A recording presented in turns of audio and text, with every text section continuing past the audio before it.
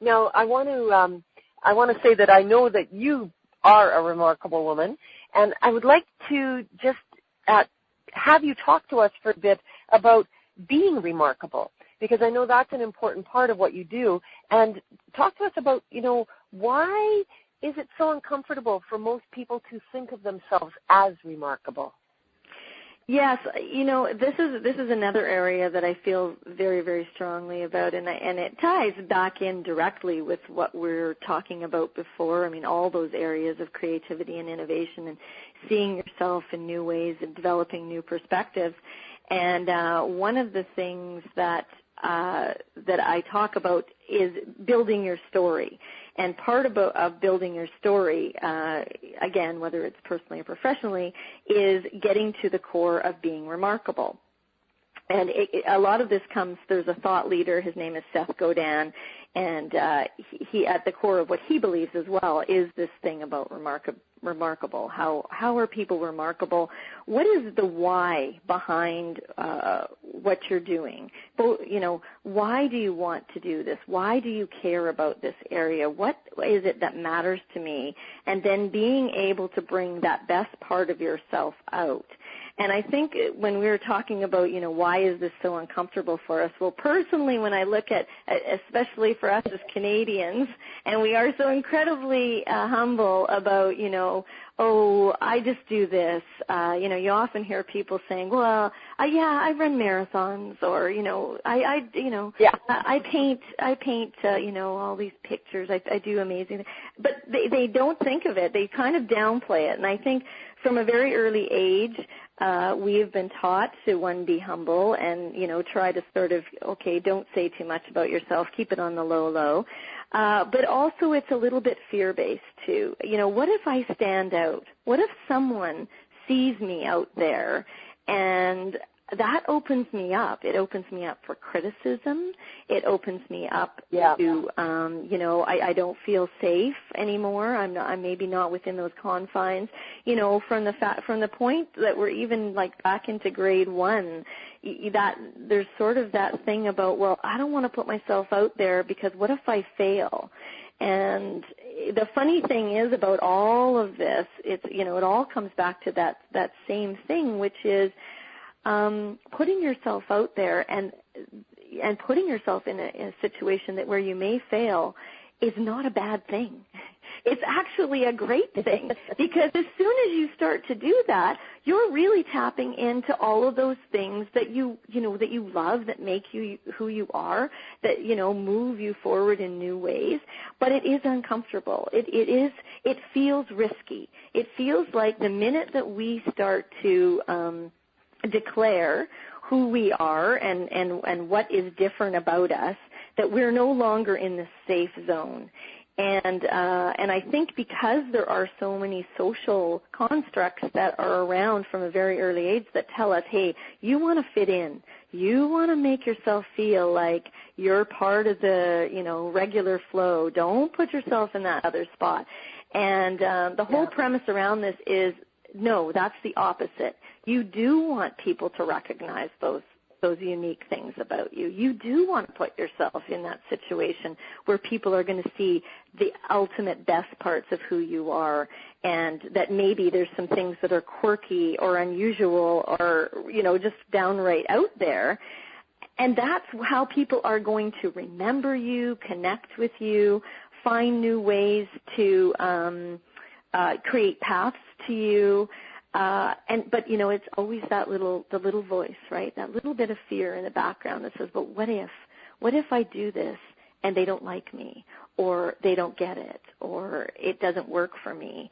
So it's really sort of putting those parts out there of yourself, and then being able to have faith that, you know what, not everybody might like that. Not everybody may connect with you. And that's okay. Yeah. That's okay to do that, because the benefits of being able to be out there and do the things you want and really have people recognize who you are, and then be able to develop your story around that, is far more important, is far more rewarding, is actually, for the first time, you may feel like, wow, I feel great because I'm actually open and really showing exactly who I am.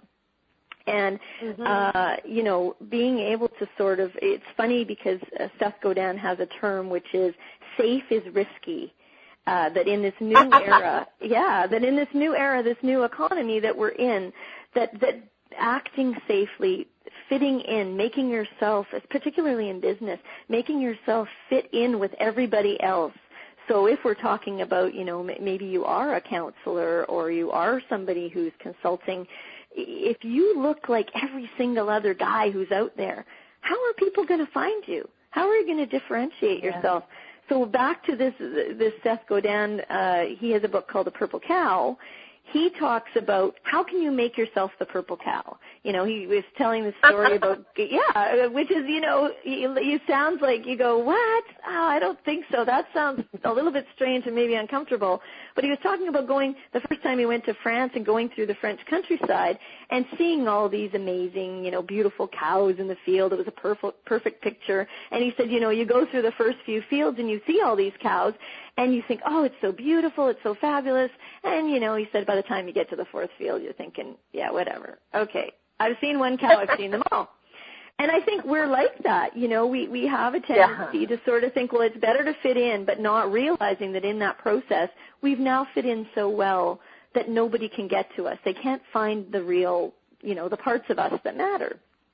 So my whole thing is getting to the core, you know, back to those things that make you unique, remarkable, unusual, your why, you know, what is it about me that is sort of that thing that other people don't have, bringing that to the forefront, being able to start to talk about that and build a story around that, which goes beyond, you know, if you are in business, often people will tell you, okay, what's your 30-second elevator pitch? You know, who are you? What are you all about? This is going beyond that. This is really getting to the core of what matters to you and what, you know, what makes you tick every day, and then being able to show those best sides of yourself so that people do feel a connection back to you. It's not just sort of a line of, you know, what is it, what's the basics that I need to tell them about myself, but really going further than that. And that is, when you get to that point, I think that's when things that you didn't expect, again, start to happen because you are out there in a way that other people maybe haven't been able to do. And it is a skill. I mean, I think, you know, for most of us, because we have a tendency to say, okay, I'm going to just kind of follow the straight path and I'll work hard and everything will be fine. And of course it will. But now my quest for everybody is, how are you going to tell that story? How are you going to show those parts of yourself so that people will feel this amazing connection to you that you will be able to utilize in your business to be able to make sure that you're getting to help more people? And that's the interesting thing about all of these areas. When I look at them, they're not just self-serving. They really are trying to find ways to make deeper connections to everybody else. You know, you may think of it in terms of building your business, and that's one way. I think that's a great way to look at it. But for me, it's also, how do you extend that? How are you going to help more people? How are you going to make those kind of connections where you may be able to do something greater than you even thought? And, you know, often sort of that thing around remarkable is being able to put yourself in the headspace of big thoughts, of not just thinking small thoughts anymore, but being unafraid to think big thoughts. And one of the things that I loved, I listened to an interview not very long ago with the creative director, Lynn Oucharek of Cirque du Soleil. And people were asking her, how do you do it? How do you come up with these big ideas that make you remarkable? And the number one thing that she said, well, there's two things. So the number one thing she said is don't self-edit. You know, we come to the table, everybody comes to the table with the biggest, most outrageous ideas. And from that, we then will start to get practical down the line. But don't go practical first. Don't take it to the smallest idea and then think you're going to grow it larger. Go crazy. You know, make it a big thought. And then figure out how you're going to make it fit into the constructs of, you know, finances, timing, all of those things. And it's funny because the background that I was in for all those years from the creative side of things, that's exactly what we did as well, is always come to the table with the biggest idea and then shrink it down. And I think it's the same thing about being remarkable for yourself or your business. Come with that big thought. Come with all the stuff that you bring, and then you can shrink it down to make it fit into, the practical side of things, whether it's you're thinking business online or whether you're thinking, how am I going to represent myself? You'll make it work. But stop going the safe side first. Go big, and then you'll have people who will help you. There's always going to be people who will help you try to make it tighter and smaller and more more confined and make it seem like it should be more usual, right?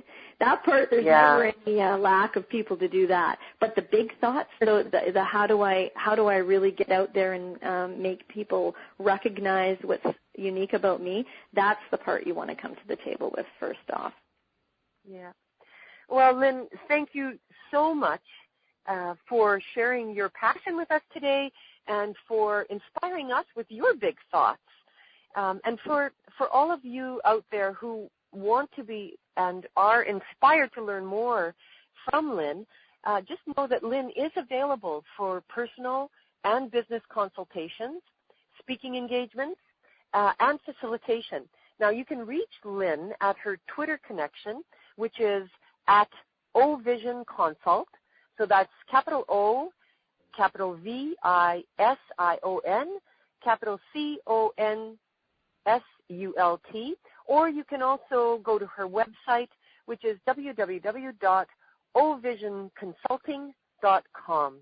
And once again, thank you very much, Lynn, for being here. And I wish you the very best as you lean into your own vision and mission in the world to lead fearlessly and unearth the potential in others. Thanks very much, Janita. That was great. You're very welcome. Okay, and bye for now, everyone, and join us again.